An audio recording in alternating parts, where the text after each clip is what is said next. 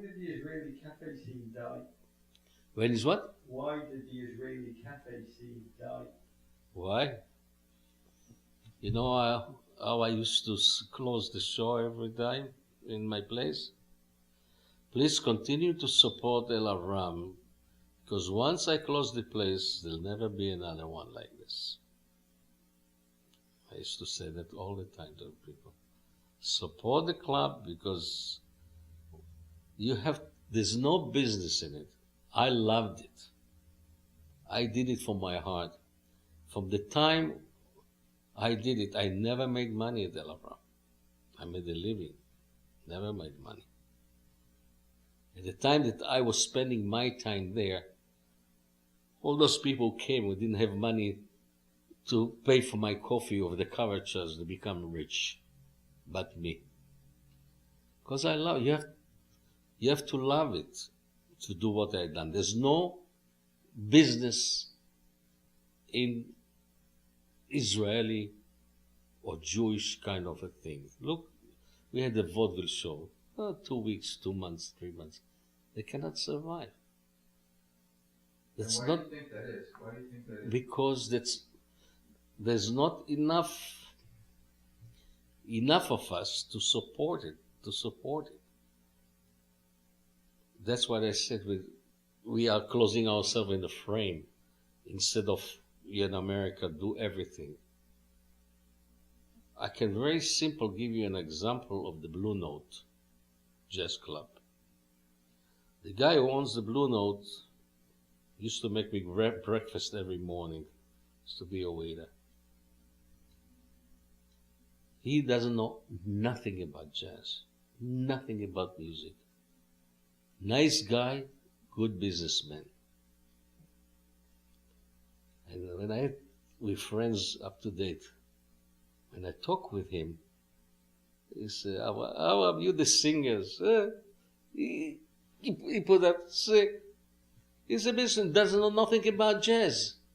And he started learning. He said, okay, this guy is good, I'll pay him as much. You bring me people, I'll do that. He bring me people. In the beginning, he wanted to do also an Israeli place. And he had a restaurant called the Maccabim, and he had a kosher play. Yes, very interesting man, by the way, to interview.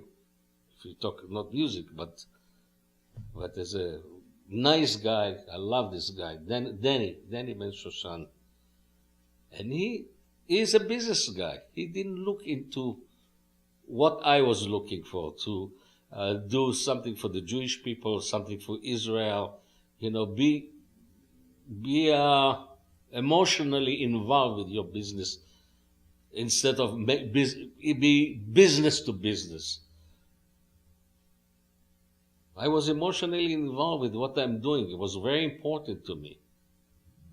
And I loved it. And I did it not for the money, but I did it because I loved it. And it helped me to bring my name up as well. You understand? But business-wise, no. That's why there's no room for it.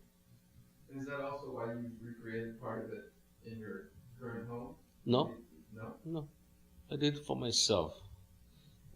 The first, I thought that all those things that I brought here, they have some kind of memorable stuff, like the Smithsonian stuff. I thought they're very important because they come from El Chico to El Avram. We're talking about from 1935 to today. That's many years. And I don't know if you saw the movie, The Apartment with Jack Lemmon, that said, let's go to El Chico.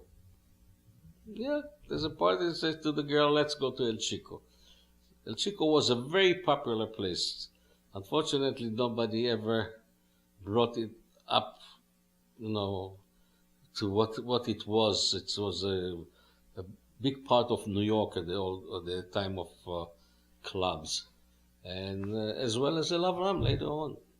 What did El Avram become? Gay club.